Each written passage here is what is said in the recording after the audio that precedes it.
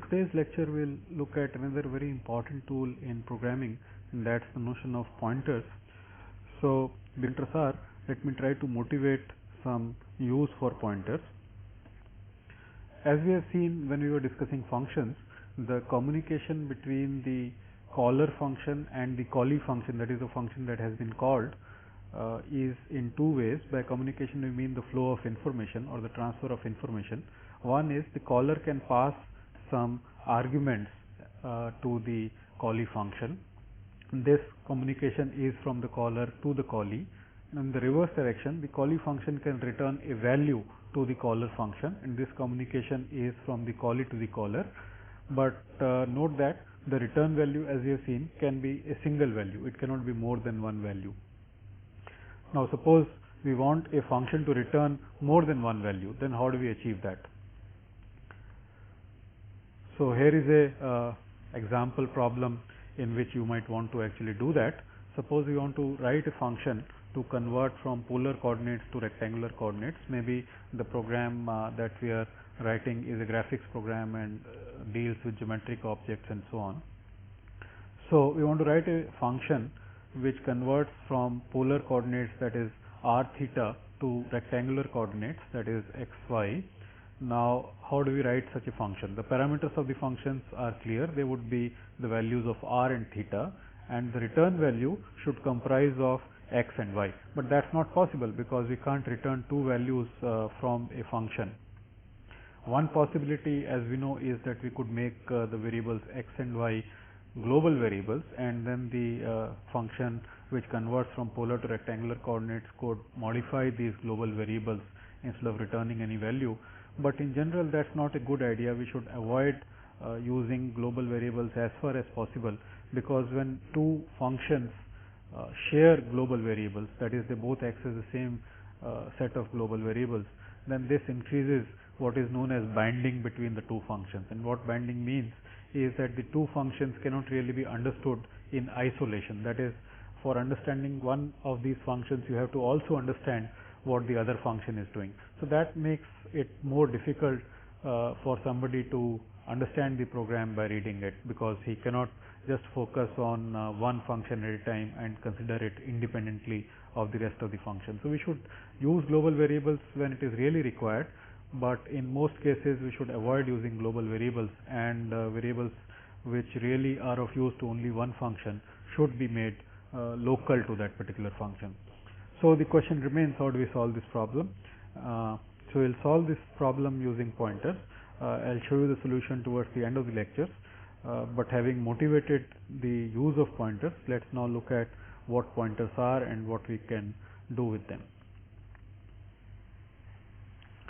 So suppose we didn't use pointers and wrote our polar to rectangular function by adding two extra arguments x and y to it, and the polar to rectangular function modified these x and y values. As you know, what would happen is that when polar to rectangular modifies these variables x and y, what it is really modifying are the parameters of the function polar to rectangular, and this change would not have effect on these variables x and y of the main function. So that is something that we can do only using pointers. So let's if we wrote the function like this, as we have already seen, this doesn't work because the x and y in the calling function, they do not really get modified. Okay, so let's now try to understand what pointers are, but to understand that, let's go back to our basics and first talk about what a variable is. So recall that a variable represents a cell or a location in the memory of the computer that holds a certain value at any given point in time. Recall that the memory consists of a large number of memory locations or memory cells, and each of these cells has a distinct address associated with it. That's how at a lower level we identify or refer to individual cells in the memory. So a pointer to a variable is nothing but the address of the memory location which is associated with that particular variable. So far we have been using variables, that is accessing their values and altering or modifying their values using only their names. That is, we use the name of a variable to refer to it or to get its value or to modify its value and so on. But using pointers, what we can also do is to, instead of using the name of a variable to access it, we could use its address to actually access the same variable. So that is what pointers allow us to do. It is actually not important to worry about the actual addresses of variables, because what the actual address of a variable is depends on what address the compiler really assigns to it. But the actual addresses are not important. What is more important to realize is that a particular value is the address of a particular variable. So that is better understood using a pictorial representation. So what we are going to do is to represent variables as boxes. So each variable is a box in which some value can be stored or placed. The name of the variable we can think of as a label attached to that box. The value of the variable is the value stored in the box or written in the box. And finally, we can represent or think about a pointer to the variable as an arrow pointing to the box. So for example, here is a variable x with value 5. So we have represented this variable as a box. The value 5 is written inside it, and x is a label for this box, and a pointer to this box is nothing but, we should think of it as an arrow pointing towards the box. We'll see that it's very helpful to use this notation to understand what a particular program is doing, because we do not need to actually deal with actual numerical values of the addresses. So all the information that we need to know about a particular address or a pointer is that is the variable that it is pointing to. So representing it as an arrow pointing towards the box representing a particular variable is a very powerful notation, and we'll see that we can, using this notation, very easily visualize what is going on in a program that is using pointers. Okay, now the next important thing to understand is that pointers are also values, and just like values of types like integers and characters and floating points and so on and so forth, they can also be stored in variables, and they can be passed as arguments to functions and so on and so forth. But the type of a pointer is not int or float or char or something like this.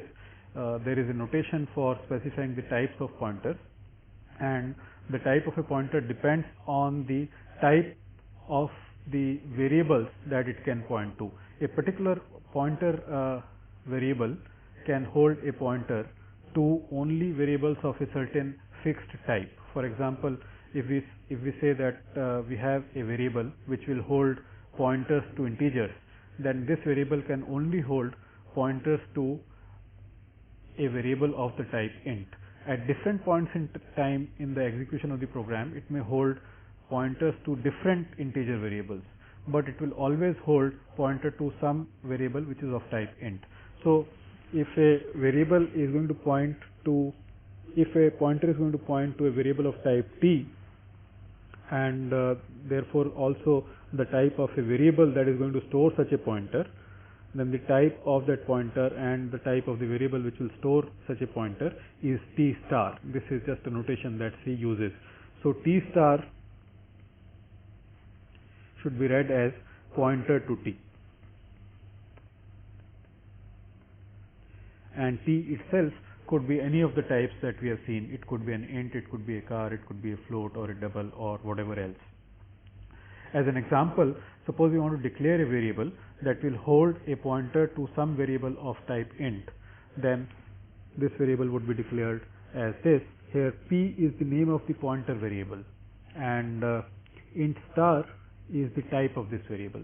So what this declaration says is that p is a variable, which means that p is itself a box somewhere with the label p, and what this box will contain is not an integer but a pointer or an arrow to some other box which contains an integer, which might be x at a certain point in time.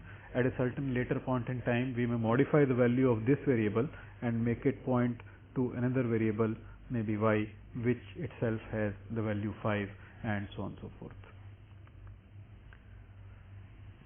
So there are two operators associated with pointers. The first is the operator ampersand, and the other is the operator star, both of which we'll look at one by one. So the operator ampersand is a new operator. It should not be confused with another ampersand operator that exists in C. This is a unary operator, which means that it has just one operand. Now, this operator can be applied to a variable. It cannot be applied to an expression which cannot appear on the left hand side of an assignment. So suppose x is a variable, then the expression ampersand x refers to the address of or a pointer to the variable x. So using this particular operator, we can obtain the pointer to or the address of any variable that we care to, and this itself is a value, and it can be stored in a variable of an appropriate type, and so on and so forth. Note that this kind of an expression ampersand x cannot appear on the left hand side of an assignment, because we cannot modify the address of a variable. The address of a variable is fixed and it is assigned by the compiler. We cannot really change that, and therefore this expression can appear on the right hand side of an assignment because we can store it somewhere, but we can't place it on the left hand side of an assignment because we can't modify this value. So as an example, to illustrate the pictorial representation that we have been talking about, consider this simple piece of code. So we have two variable declarations here. The variable x is of type integer and has the value 5, and the variable p has the type int star, which means that it will hold a pointer to an integer variable, and it is initialized to the value ampersand x. So what this means really is that x has the value 5, x is a box with the value 5 in it, and p is another box labeled p, and what it contains is a pointer to or an arrow pointing towards the variable x. The other operator that is associated with pointers is the unary star operator, and again please do not confuse it with the multiplication operator of C. The multiplication operator is a binary operator, whereas this is a unary operator, and this is not an arithmetic operator. This does not really do any arithmetic. So again, let's assume that p is a pointer variable that currently points to the variable x. So the situation is something like this. The type of p is some t star, and the type of x is the type t. T could be int or float or anything else. Now the expression star p refers to not the value of the variable p, but the value of the variable to which p points. So the expression p itself would be a pointer to the variable x, but the expression star p is the same as the value of the variable x of to which the variable p points. So if x happened to have the value 5 and p happened to point to x, then star p would have the value 5 also. So this can be used on the right hand side of an expression to obtain the value of the variable to which a particular pointer is pointing. It could also be used on the left hand side of an assignment to modify the value of the variable to which the pointer is pointing. So for example, if we have the assignment star p assigned 7, then this does not change the value of the variable p itself. What it changes is the value of the variable to which p is pointing, which in this case is x, and that value becomes 7. So you can see in this case what is happening is that by using star p, we are actually referring to the variable x itself, but instead of referring to the variable x by its name, we are referring to the variable x by its address, which is the value of the expression p. Okay, so let's make this more concrete with the help of a detailed example. So here is a piece of code and we will trace through this piece of code and see exactly what is happening here. So we have three variable declarations, I, j and p, and these are the three boxes for these three variables, I, j and p. I and j are of type int, so these boxes will contain some integer values, and p is of type int star, which means that p will hold a pointer to some integer variable. We have only two integer variables in this particular example, so p can hold a pointer to either I or to j. Note that as we'll see in this example indeed, that at different points in time of the execution of this program, the variable p may hold pointers to different variables. So let's just step through this code and see what happens. So this is the statement that we need to execute next, I assign 3. When that is executed, you all know what's going to happen. The variable I will get the value 3, and control goes to the next statement, j assigned 4, and when j assigned 4 is executed, the value of j becomes 4. So till now everything is familiar. Now the next statement is p assigned &j, &i. So what that is going to do is the following: &i represents a pointer to I, or the address of I. So this value is going to be stored in the variable p. So what that is going to do is establish an arrow from p to I, and that's precisely what it does indeed do. And the next statement is j assigned star p. So what should happen here? What is the so the left hand side of the assignment is j. So clearly the value of j is going to change. But what is going to be the new value? The new value is the value of the expression star p. The value of star p, as we just saw, is the value of the variable to which the pointer variable p points.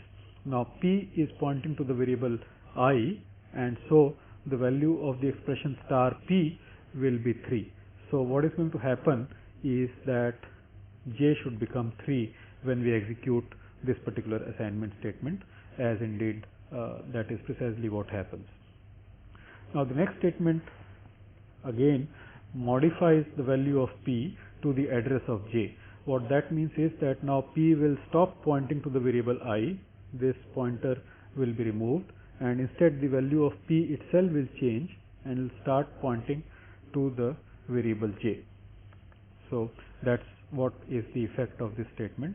The next statement of course is simple, I assigned 5, so that just changes the value of the variable 5. And finally here we have an assignment in which the expression star p appears on the left side of an expression of an assignment. So in this case what is going to change? What is going to change is the value of the variable to which p points. Now at this point in time p is pointing to j. Note that the fact that p earlier pointed to I is no longer relevant, that fact is forgotten. P is now pointing to j, and therefore when star p is assigned something, the value of the variable j will change. And what will the value of the variable j will become? This will be the value of the expression on the right hand side of the assignment, which is I plus 3, which of course is 8. So this value should become 8, as indeed that is what happens. Okay, so having understood the basic concepts of pointers, we can now solve the problem of conversion from polar to rectangular coordinates, and this example will also illustrate how we can pass pointers as arguments to functions. And so recall that the basic problem was that we wanted the function polar to rectangular to modify the variables x and y of the function main. Now it can't access these variables x and y of main by name, because the scope of these variables is only within the body of the function main, but it can access them if it has the addresses of these variables. And how does it obtain the addresses of these variables? Well, if the main function itself passes them as arguments to the function polar to rectangular, then the function polar to rectangular will have access to the addresses of these variables, and when it uses these addresses to access these variables, that process is called dereferencing, then it will be able to modify the variables x and y of main itself. So let's see what the solution will look like. So the function polar to rectangular is similar to what we have written with some important differences. Now the type of the variables x and y, which we are calling px and py to stand for pointer to x and pointer to y, are double star instead of double. The parameters r and theta remain of the type double. So, and when we compute the value of x and y, r star cos theta is the x component and r star sin theta is the y component. Instead of assigning to x, which would be illegal because the variable x is not in the scope, we assign it to star px and to star py respectively. And when we call this function from main, the variable declarations in main are the same as before. So we pass these parameters r and theta, we pass these arguments r and theta as before. Now instead of passing the value of x and y, what we are passing are addresses of x and y. Note that %x denotes the address of x or a pointer to x, and similarly %y denotes a pointer to y. So that's what we are passing. So let's try to understand in terms of pictures comprising of boxes and arrows what exactly is going on in this particular example. So we have these, when main starts executing, the space for these variables gets created as we saw in the last lecture. So 4 variables get created.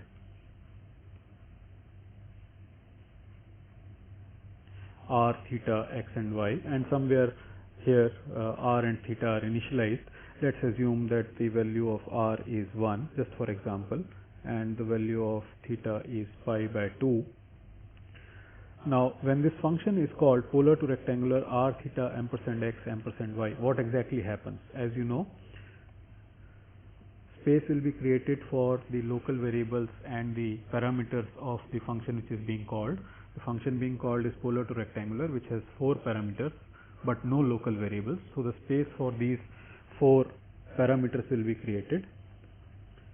R, theta. Note that these r and this theta have nothing to do with the r and theta of main.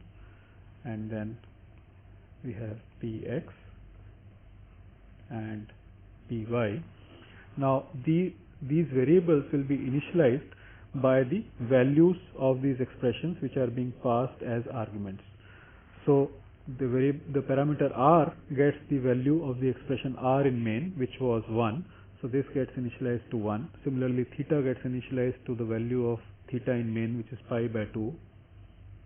So this gets initialized to pi by 2. What does px get initialized to? Px will get initialized to the value of this expression, which is nothing but a pointer to x. So px gets initialized to an arrow pointing towards the variable x of main, and similarly the variable py, the parameter py of the function polar to rectangular, gets initialized to a pointer pointing towards the variable y of main. So this is what the picture looks like when the function polar to rectangular starts executing. Now this assignment takes place. The right hand side is r into cos theta. R is 1, theta is pi by 2, and cos pi by 2 is 0. So 1 into 0 is 0.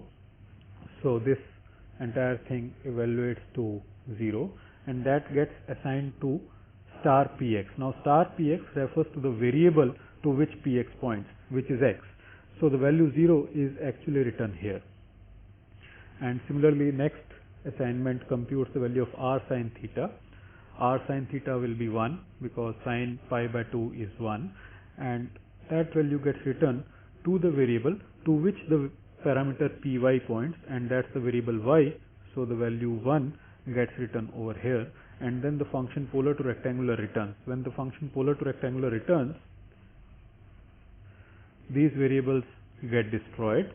The control goes back to main, but when the control goes back to main, note that the variables x and y have been modified to contain the rectangular equivalent of the polar coordinates r, theta. Okay, so before we end this lecture today, here is an exercise for you to utilize the concepts that we have seen so far. So should write a program that, given a month name and an year, the month name could be January, February and so on, and an year 1995, 2005, whatever, should print the calendar for that month. And you should use the techniques that we have learned so far, that is, divide the entire problem into sub-problems, that is, identify the functions, possibly identify global variables, and then use either the top-down or the bottom-up approach, and then start implementing the functions one by one, and finally put them together as the main program to implement the entire solution.